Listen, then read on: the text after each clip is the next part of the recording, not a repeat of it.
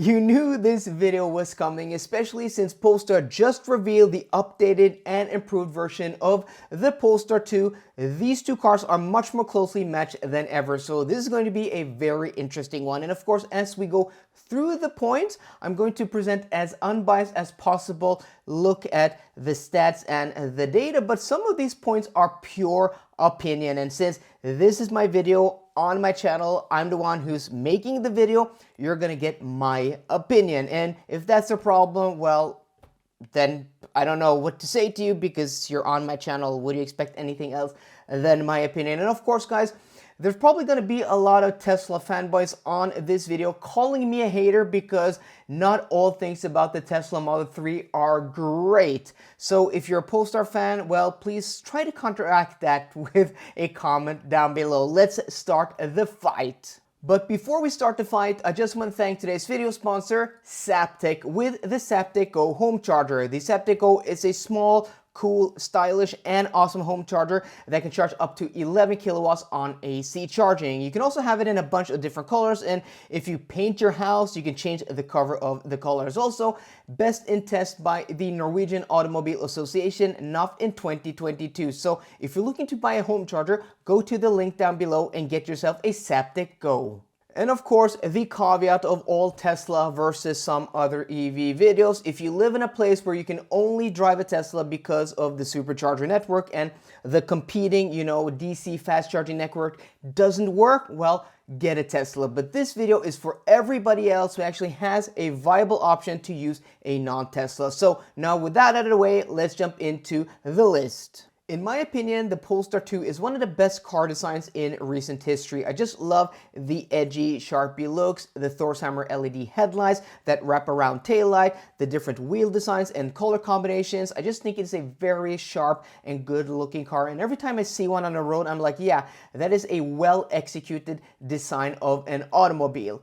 The Tesla Model 3, on the other hand, is actually quite nice, good looking in isolation, but once you start comparing it to the Polestar 2, I think it's apparent that the Polestar 2 is a much better design, though I still like the Tesla Model 3. The first thing you'll notice while stepping inside a Polestar 2 is that everything just feels really solid put together. You know the old saying that German cars feel very solid? I think this car feels more solid than a lot of German cars today and really illustrates that argument. It just feels like a tank on the inside when it comes to quality. And also materials are quite nice. It has a lot of different types of layers of materials, and the overall design, even though it's quite simplistic, is very interesting.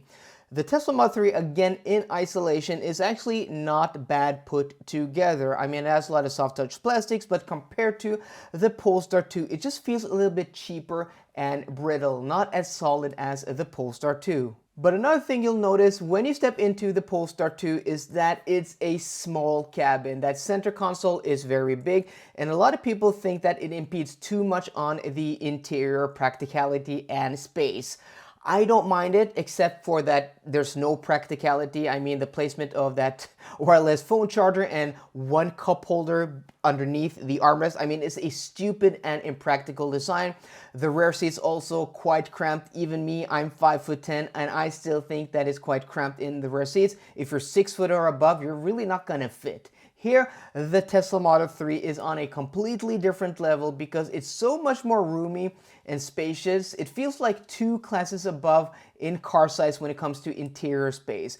Dual wireless phone chargers, a large storage bin in the center console, and also the rear seats are quite roomy. I mean, it's not even a competition. If you want a roomy car and you're gonna shuttle around passengers, the Tesla Model 3 is the choice for you. Both of these cars have trunks and frunks, and even though the Tesla Model 3 has a little bit more storage on paper, the Polestar 2 is actually a hatchback. So in practice, in reality, even though the Tesla numbers are better, I think the Polestar 2 is just a little bit more practical due to that hatchback opening. Performance has always been a strength of Tesla, and even in the entry-level version, Model 3 standard range, it has been a quick car. And when you compare these two models, spec for spec, when it comes to acceleration, the Tesla is going to be a little bit quicker in every version. But when you get to the performance version, that's where you're going to get the biggest difference.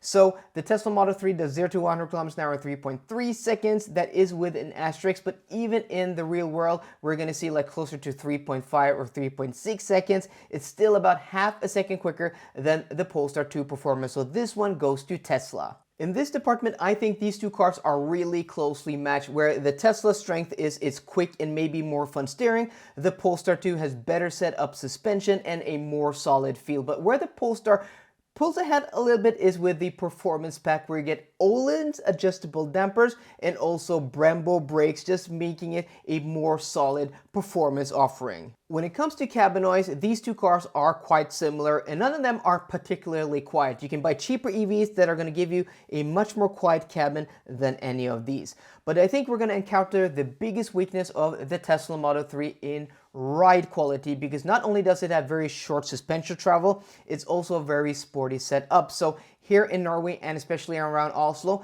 the ride never settles, and in the long term, in my opinion, it just gets very tiresome to drive this car. Of course, if you live in a place with smooth asphalt and smooth roads, this is not going to be a problem. But here on the flip side, the Polestar 2 is much better. It has a much more supple suspension, and it's just much better tuned, where the car just settles much more and is a lot more calm.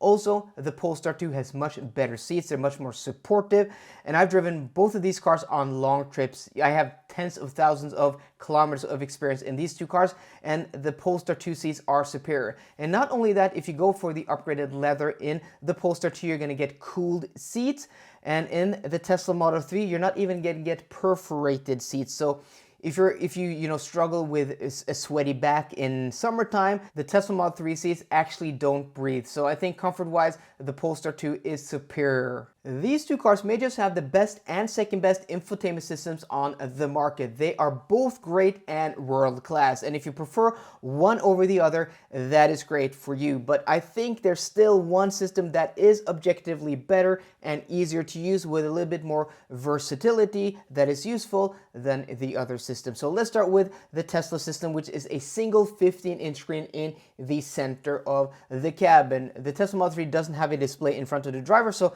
that's all the display you're going to get, but it's still a very bright and vibrant and sharp and contrasty display that is very nice to look at. But once you start interacting with it, some of the icons can be a little bit small, especially on the move. And just accessing, simple settings and adjustment like the steering wheel position, you're going to have to go into a menu. So it's not the easiest system to use, but once you get acquainted with it and know where things are, it's not that bad. But I still think that there are too many layers to make it, well, the best system in simplicity. And also, the past few years, they have actually been taking away some of the functionality. That, in combination with that, can't control much of the controls with physical buttons in the cabin.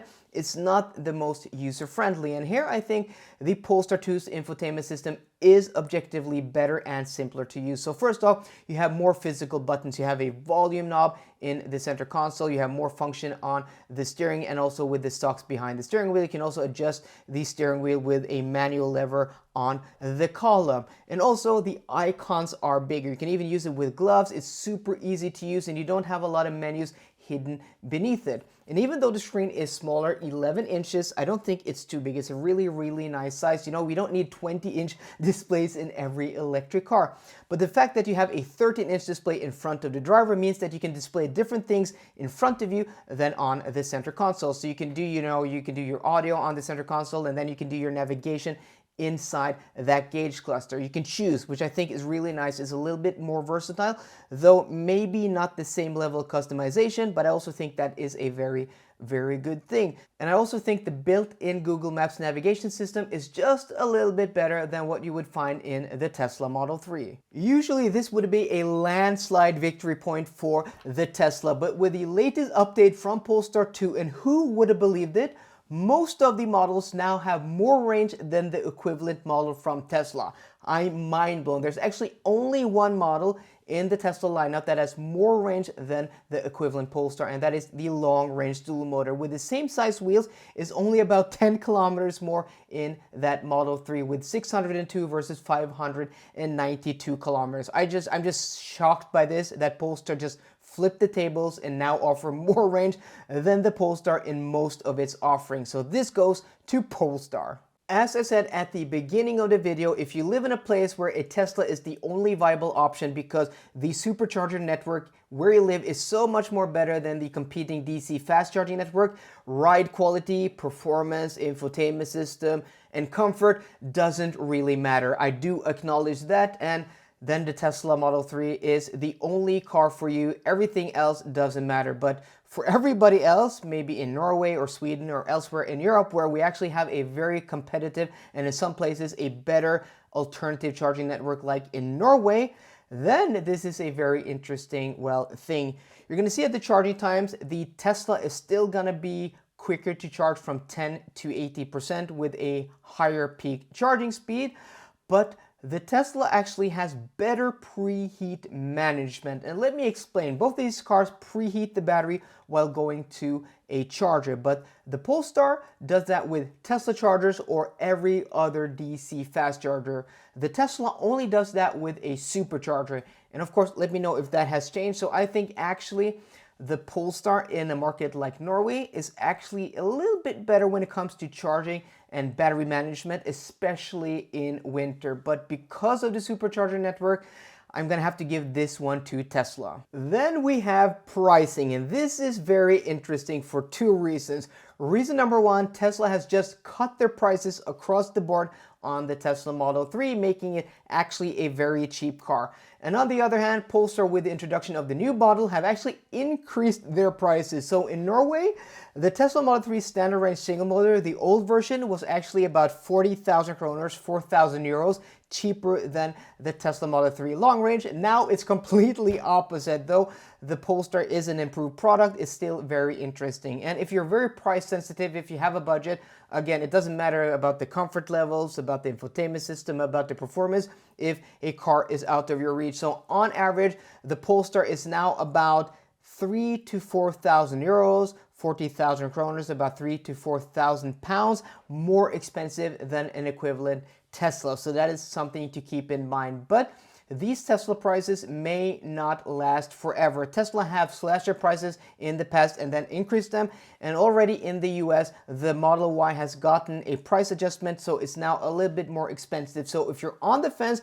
to, if you want to buy a Tesla or not, don't. Just go out and buy one now. That is my best recommendation. And I said this the last time the Tesla Model 3 was priced as low as it is now. Just go out and buy one. I mean, it's a no-brainer. If you don't know what to get a Tesla Model 3 because it is a great product.